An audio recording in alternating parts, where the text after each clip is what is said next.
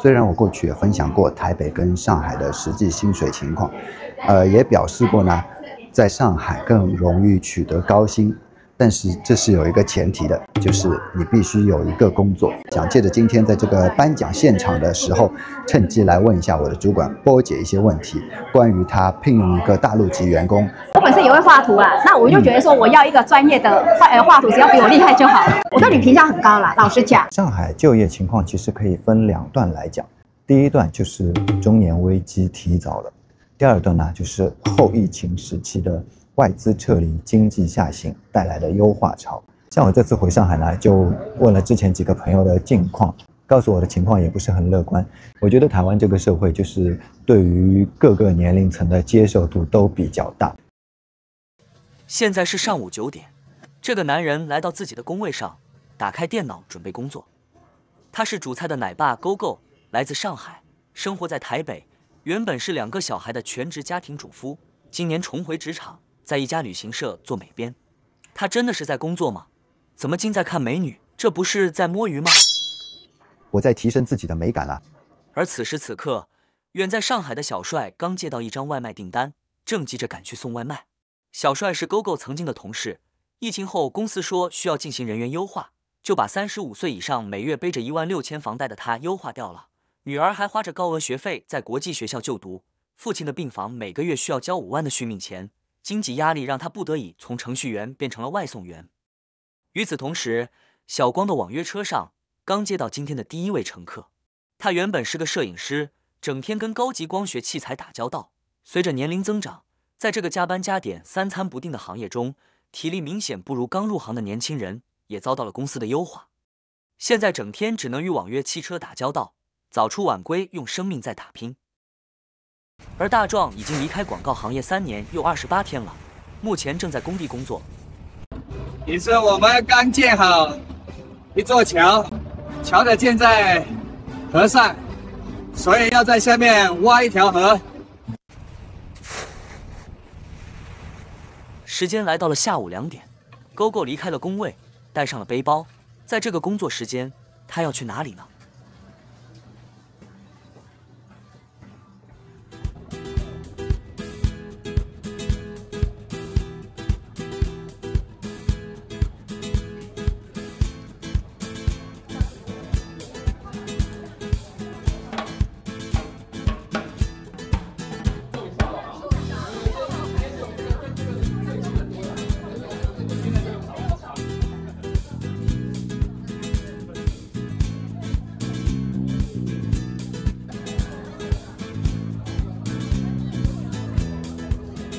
大家好，我是奶爸 GoGo， 我现在就在国际金旅奖的颁奖现场。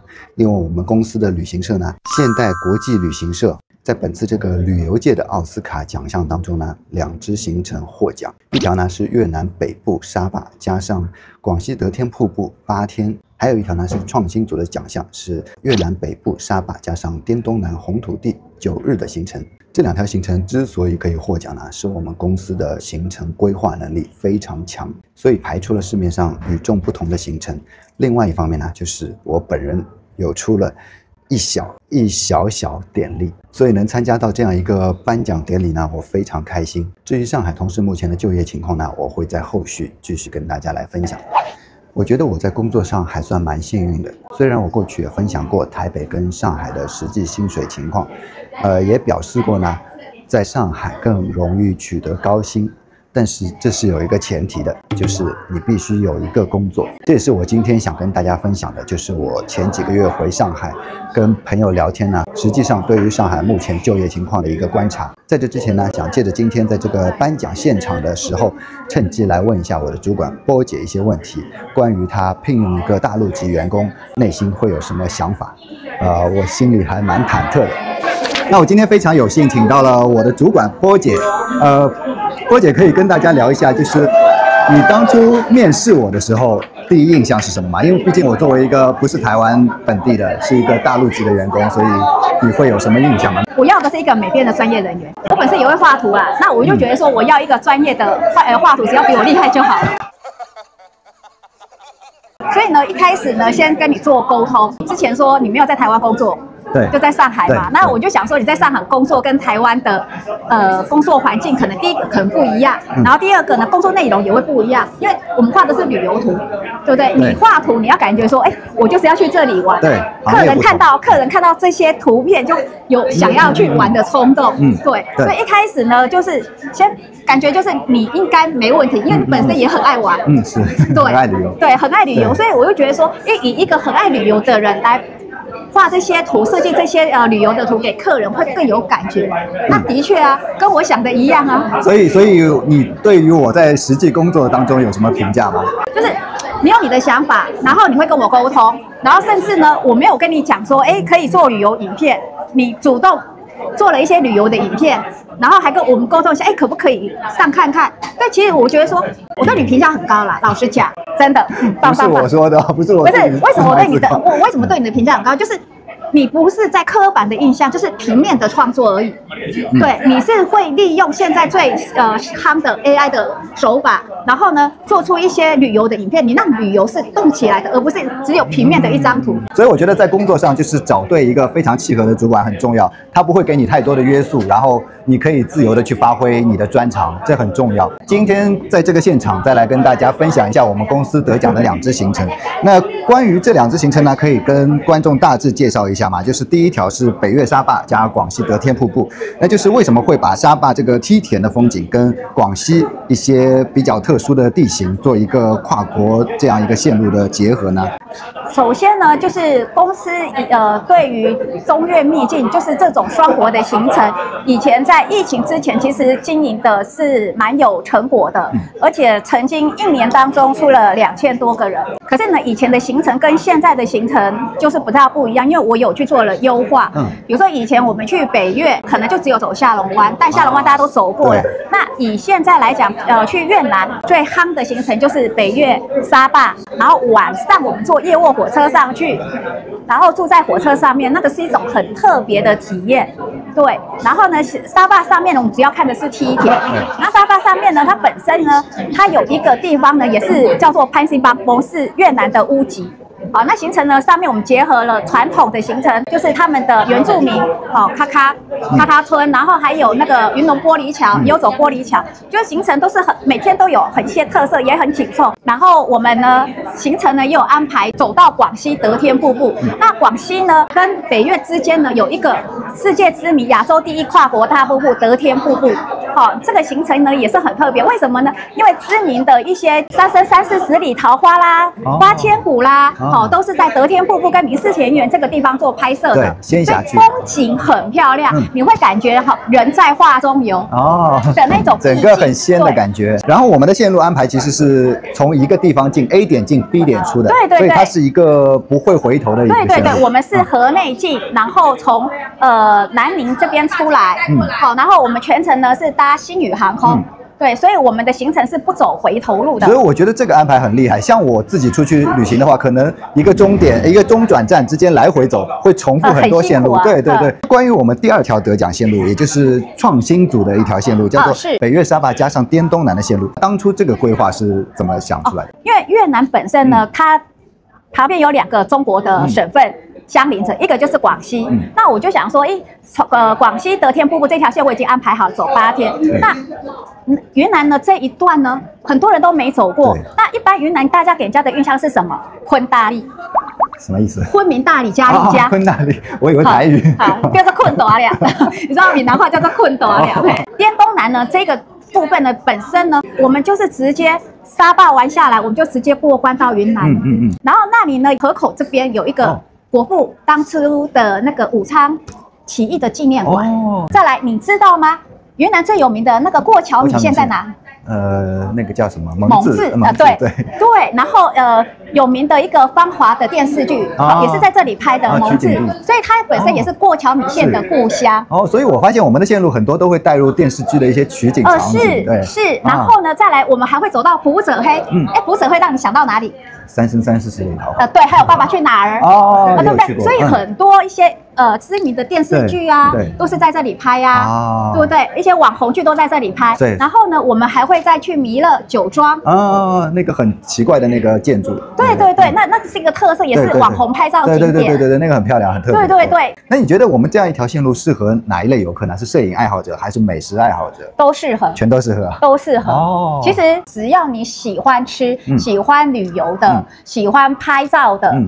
都很适合这条线呢，我也是亲自去，客人回来的评价都挺高的。而且我要讲的一点，你会说要走很多路吗？不会，好，因为我曾经带着就是坐轮椅的、脚行动不方便的、手不方便的，全程走完。哦，对，你知道走很多路吗？不会的。所以老少皆宜这条线路。今天非常感谢我的主管波姐关于我本人以及我们今天2条获奖线路的一个分享。那如果有对旅游感兴趣的朋友呢，可以加我们公司的官方 LINE， 就是 @MITS， 然后呢报出我的一个优惠代码 GOGO2026，GOGO 2026就可以有享受多少优惠？立刻减1000块，立刻减1000块哦，非常大的一个优惠。一定要报GOGO 的优惠码，GOGO 2026的优惠码，你才可以减1000块哦。然后呢，对我们公司其他的行程也有感兴趣的朋友呢，可以关注我们公司的一个网址，我会把网址贴在影片的一个详细说明栏里面。大家欢迎去选择自己喜欢的行程线。好，那我们先去参加颁奖。有一位要恭喜的是我现代国际旅行社双星组的部分。是来开幕的。请大家帮我非常郑重即将来为他恭喜的是现代国际旅行社。恭喜现代国际旅行社，恭喜！恭喜获奖，继续拜拜。回到开头那一幕，虽然呈现有一点夸张，但是上海目前的就业情况呢，真的不是很乐观。上海就业情况其实可以分2段来讲，第一段就是中年危机提早了，第2段呢就是后疫情时期的外资撤离、经济下行带来的优化潮。那在上海，尤其是我这个圈子里边，跳槽是非常普遍的，也就是一家公司你可能待个1年、2年、3年，你可能就会换一家公司，跳个槽。随着你跳槽呢，你那个工资就可以有一个非常大幅度的提升。这在我们这个行业还算蛮普遍的一个共识，就是每个公司之间当做跳板来回跳。那其实我本人在早几年，也就是来到台湾生活之前，有一段跳槽的经历。当时我先把原本的工作辞掉了，相当于裸辞，然后出去玩了一阵子，再开始来找工作，通过一些招聘 App 来进行简历的投递，算是一个海投，投了非常多的公司。没想到当时成功率非常低，叫我去面试的也没有几家。那面试过得到的一个普遍的反馈呢，就是年龄有一点大了。我当时其实还不到35岁，已经被说年龄有点大了。后来呢，我经过朋友的介绍进了一家公司，进了这家公司之后，我发现整个设计部我是年龄最大的一个，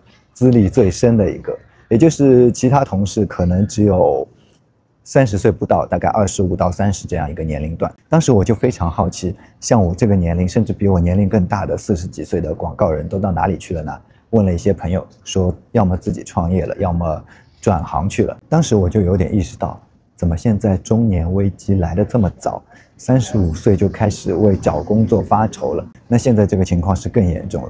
很多人的说法就是你没有找到下家，不要轻易换工作，甚至更有一些人的说法是你没有被优化掉已经很好了，还想着什么换工作，就在原来的岗位能混多久就是多久吧。像我这次回上海呢，就问了之前几个朋友的近况，告诉我的情况也不是很乐观。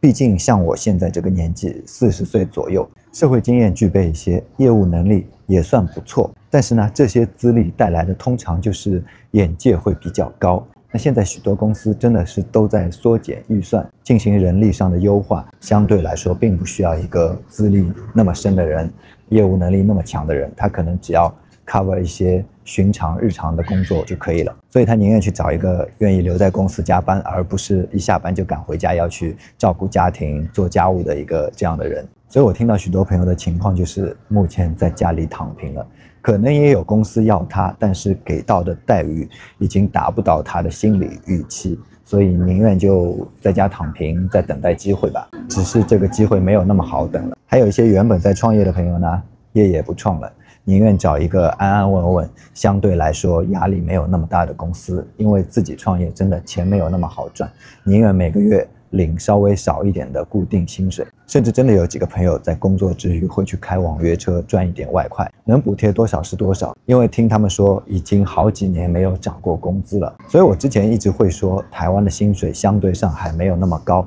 晋升渠道没有那么多，那也是因为我这5年都在台湾生活的关系，不太了解上海的境况，对于上海的印象还停留在疫情前的时期。现在这样的情况，我回到上海可能真的很难找到一份让自己满意、工资也比较合理的工作了。那反观台湾台北呢，虽然我还是这个概念，就是台湾的工资真的没有普遍非常高，但是呢也没有普遍非常低。台湾的工资就是大家蛮平均的，接近一个中位数这样。但是台湾有一点非常好，就是我觉得相对来说它的中年危机并没有那么的危机。因为我之前找工作的时候呢，看到许多公司他们介绍是这样写的：欢迎所有求职者于应届毕业生或者是外籍人士、原住民、新住民、2度就业、中壮年45岁到54岁，中高龄55岁到64岁，高龄65岁以上，更生人，这些欢迎他们投递简历。这个情况不是少数，这个情况还蛮普遍的。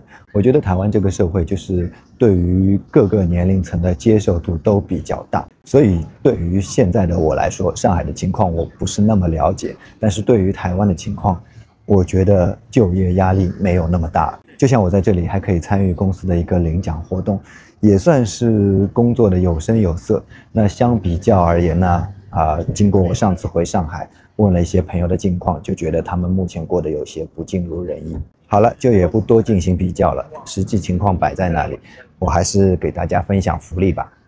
关注现代国际旅行社官方赖 ID @MITS， 留言GoGo2026即可获得立减1000元的优惠。详细用法呢，可以咨询我们官方赖客服人员，也可以私信我本人。喜欢旅游的朋友赶快行动吧。那我们就下期再见啦，大家再会。